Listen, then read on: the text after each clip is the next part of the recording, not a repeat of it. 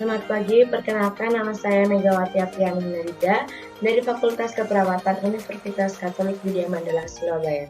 Nah, pada penyuluhan kali ini saya akan melakukan penyuluhan kepada warga RW 05 Kelurahan Kebomas, Kecamatan Gresik. Penyuluhan kali ini tentang pencegahan diare. Nah, perkenalkan, nama saya Megawati Apriani Narida dari Fakultas Keperawatan Universitas Katolik Widya Mandala Surabaya. Bu, pada kali ini saya akan melakukan penyuluhan kepada warga RW 05, Kelurahan Kebomas, Kecamatan Gresik. Pada penyuluhan kali ini saya membutuhkan waktu 40 menit untuk menerangkan materi-materi yang akan saya jelaskan pada nantinya. Nah, sebelum masuk pada materi, apakah ibu-ibu dan bapak-bapak di sini mengerti apa itu diare? Nah, Bu, di sini saya akan menjelaskan pengertian diare lebih jelasnya lagi. Pengertian diare adalah suatu di mana seseorang mengalami BAB atau buang air besar dengan konsentrasi lembek, cair, bahkan bisa juga berupa air saja, dengan frekuensi lebih seringnya biasanya 3 kali atau lebih dalam satu hari. Nah, selanjutnya Bu, di sini saya akan menjelaskan tanda dan gejala diare. Tanda dan gejala diare yang pertama adalah badannya lemas, demam, tidak nafsu makan, dan sakit perut. Apakah Bapak dan Ibu mengerti tentang penyebab diare? Nah, baik Bu, di sini saya akan menjelaskan tentang penyebab diare lebih jelasnya lagi. Yang pertama, penyebab diare adalah saya ambil faktor makanan. Nah, faktor makanan di sini adalah banyak orang-orang yang masih memakan makanan seperti sambal atau makanan yang berbau-bau pedas. Nah, dari situ memakan makanan sambal itu bisa mengakibatkan perut kita menjadi sakit, seperti melilit, dan itu bisa mengakibatkan diare. Dan yang kedua, banyak orang yang tidak memakan makanan bergizi seperti buah, terus sayur-sayuran, seperti kayak 4 sehat 5 sempurna.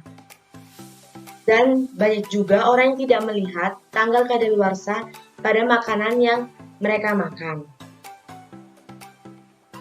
Nah, apakah Ibu mengerti tentang pencegahan diare? Baik, saya akan menjelaskan tentang pencegahan diare itu apa saja. Nah, di sini saya akan menjelaskan pencegahan diare itu apa saja. Yang pertama, sering-sering mencuci tangan menggunakan sabun dan bilas dengan air bersih. Yang kedua, sering-sering makan makanan yang bergizi, makanan-makanan yang sehat dan tidak kadaluarsa. Dan yang terakhir adalah minum air putih 1500 cc per hari. Apakah Ibu mengerti cara mengobati diare? Nah, di sini saya akan memberikan cara mengobati diare. Nah, untuk cara mengobati diare, di sini saya akan menjelaskan lebih jelasnya lagi. Yang pertama, cara pemberian oralit. Banyak orang-orang yang masih bingung cara pemberian oralit itu apa saja. Nah, di sini kita sebelum melakukan pemberian oralit, pertama kita mencuci tangan dengan 6 langkah dan bersih, lalu dibilas dengan air yang bersih. Dan yang kedua, sediakan 1 gelas dan air 200 cc dan masukkan oralit ke dalam gelas itu tersebut. Masukkan. Nah, ini gelasnya. Kita aduk hingga rata. Baik Bu, tadi penyuluhannya sudah saya kasih, dan di sini saya mau memberi pertanyaan, 5 pertanyaan. Yang pertama, diare. Diare itu apa Bu? Tolong disebutkan. Diare itu BAB yang cair. Dalam sehari kalau sudah 5 kali berarti itu diare. Nah, untuk pertanyaan yang kedua, penyebab diare itu apa saja Bu? Penyebab diare itu bisa dari faktor makanan, seperti makanan pedas, makanan yang kurang bersih, jajan di pinggir jalan. Baik, untuk pertanyaan yang ketiga, saya mau tanya tentang pencegahannya diare itu bagaimana? Kalau menurut saya pencegahannya diare ada dari dokter, kasih obat seperti Oralit. Oralit itu adalah campuran garam dengan gula. Nah, untuk tanda dan gejalanya Bu, di sini saya mau bertanya. Gejala diare itu biasanya perutnya mules, terus bisa disertai muntah. Nah, kesimpulan pada penyuluhan kali ini saya akan menjelaskan yang pertama, buat warga RW 05, warga yang sudah datang di balai desa ini, saya akan menjelaskan yang pertama, jaga kebersihannya, jangan suka memakan makanan pedas.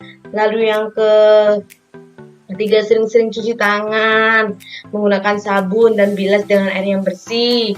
Lalu jangan memakan makanan yang sudah bau. Dilihat sebelum kita memakan apapun itu, kita lihat tanggalnya, apakah makanan itu sudah kadaluarsa atau tidak. Dan sering-sering memakan makanan yang bergizi seperti buah, sayur, dan protein-protein yang baik untuk tubuh kita.